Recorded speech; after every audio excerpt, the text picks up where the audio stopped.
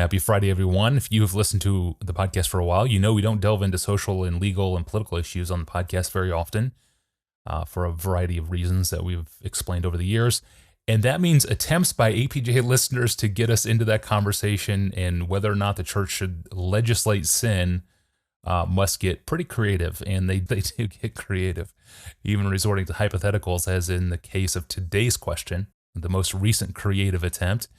And it comes to us from an anonymous man, a regular listener, who writes this: Pastor John, hello. I often wrestle with the question over what role our government should play in outlawing sin. Specifically, I would like to ask you a hypothetical question here. If you were an influential pastor theologian back in 1913 America, would you have supported Christian temperance organizations and lent your voice to prohibition? Pastor John, what would you say? I will try to answer this question honestly, but I confess at the very beginning that this question leads into complex issues of church-state relations where I do not have as many answers as I would like to have. But I will take you as far as I can, and then you can go further. The question whether I would have supported Prohibition in 1913 might mean, would you have supported it with all the cultural assumptions I may have shared as a child of my times in that day, and without any of the hindsight that I now have? It might mean that. Or the question might mean, given everything I know now, would I have supported Prohibition if I could get in a time machine and go back? Now, the answer to the first question is, I don't know. I mean, nobody knows. Yeah. You don't know who you are. What would you be like? It would have been relatively easy to see that a world without drunkenness would be a vastly better world than the one we live in, or the one they lived in 1913. And I can imagine myself being persuaded that the benefits of sobriety in families and workplaces would justify taking away some legitimate pleasures that both the Bible and culture would ordinarily allow. This is the sort of limitation on people's pleasures and freedoms that we have embraced with regard to smoking, for example. When I was a boy, it would have been absolutely unthinkable to tell a person that he could not smoke in an airplane or in the office where they work or in a restaurant. Unthinkable. Rebellion everywhere. Mandates. But little by little, society as a whole has become so persuaded that smoking is dangerous to our health and so unpleasant to most people that we are willing for governments, good night, and institutions to mandate the prohibition of smoking in most workplaces and restaurants and theaters, transportation. Now, I like these limitations. Yeah, me too. I like them so much. It's easy for me to imagine supporting something like Prohibition for similar reasons. So I don't know what I would have done in 1913. But if the question means, given everything I know now, would I have supported Prohibition if a time machine could take me back? And the answer is no, I wouldn't. First, because the Bible does not require teetotalism. It prohibits drunkenness. It warns about the dangers of alcohol.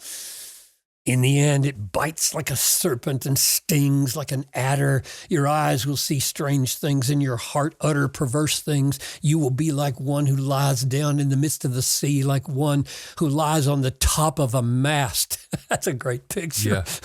Proverbs 23:32. But there's no prohibition in the Bible.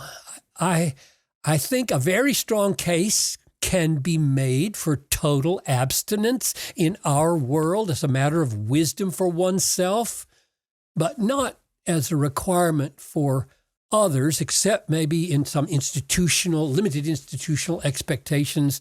This is mainly a matter of conscience.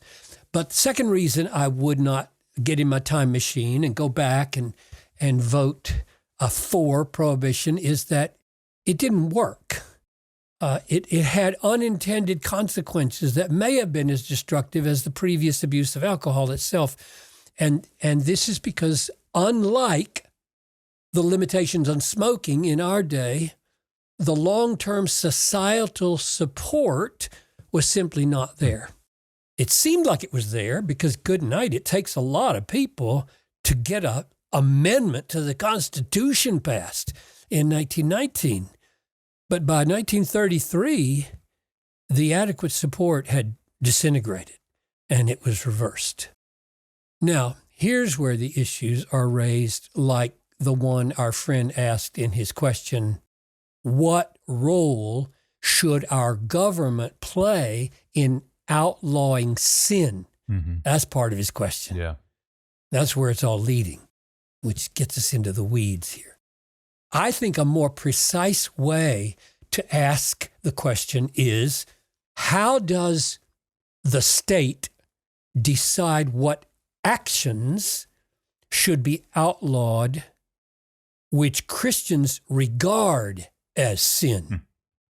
And you'll see in a minute why I think that's a better question. So here are my guidelines. I don't know, what do I got here? Four guidelines for wrestling with the question about the relationship between the revealed will of Christ in Scripture and the lawmaking power of the state, enforceable with the sword. Number one, the church today, the people of Christ on this side of the cross, unlike Israel in the Old Testament, are not a geopolitical entity. The church is not a nation state. Therefore, the Old Testament legal stipulations with their punishments, like capital punishment for idolatry or cursing one's parents, are not simply brought over and implemented in the church. The church excommunicates unrepentant idolaters. It doesn't execute them. Second, this does not mean that those sins are less grievous or less worthy of capital punishment. It means that the church hands over that judgment to Christ at his coming. There will be a perfect reckoning from the judge of the universe. Christ will settle all accounts. That ultimate reckoning is not the job of church leaders. Third, Christian faith and all the heart obedience of faith, which flows from it, cannot be coerced by the sword, that is, by the state. The entire history of Christendom by force, from Constantine to the Puritans, was misguided.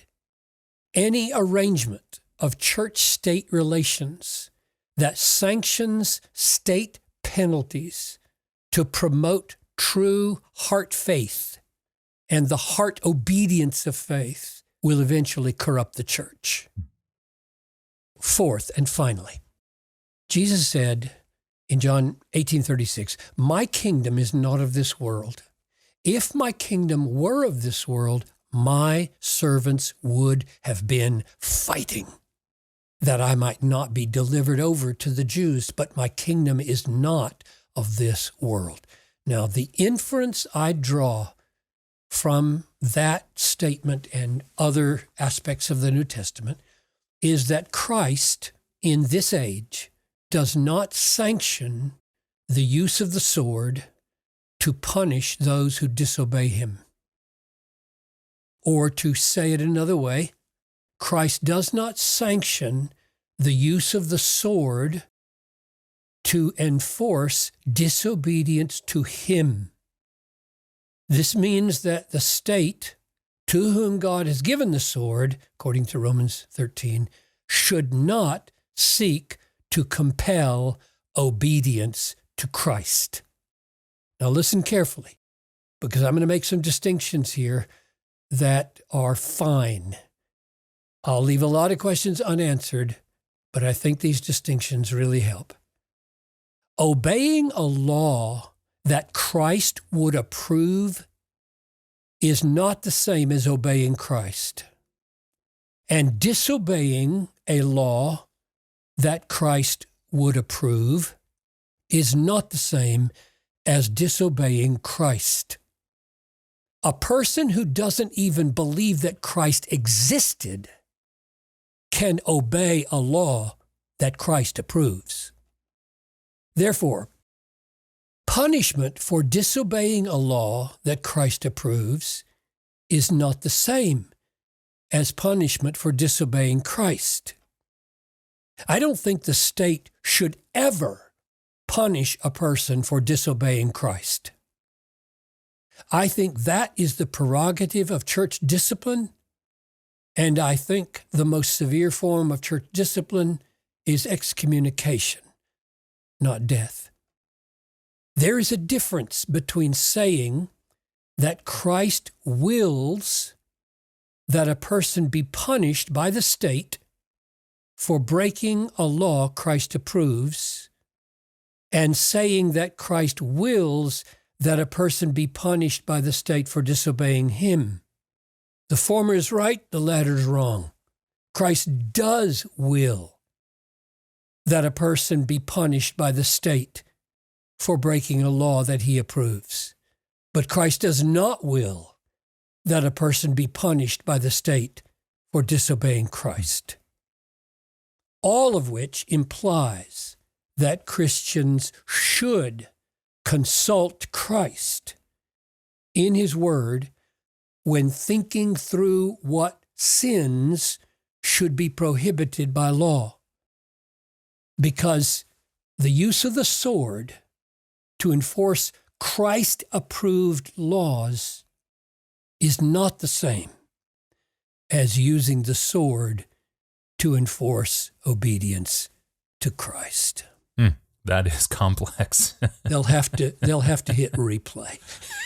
Amen. Rewind and replay. Even better, read the full transcript of the episode. I guess this is as good an opportunity as any to remind everyone out there that as you listen to this episode, this podcast is transcribed in its entirety and published at our online home at AskPastorJohn.com. Go there and read today's transcript or any transcript. It's all there. AskPastorJohn.com. Well, some Christians are dramatically saved out of a life of scandalous sin and have an amazing testimony of deliverance to share. Other Christians, particularly those saved at a young age, don't have such a dramatic conversion story. Should Christians with less dramatic testimonies be okay with that? That's next time. I'm your host, Tony Reinke, and we will see you back here on Monday. Have a great weekend.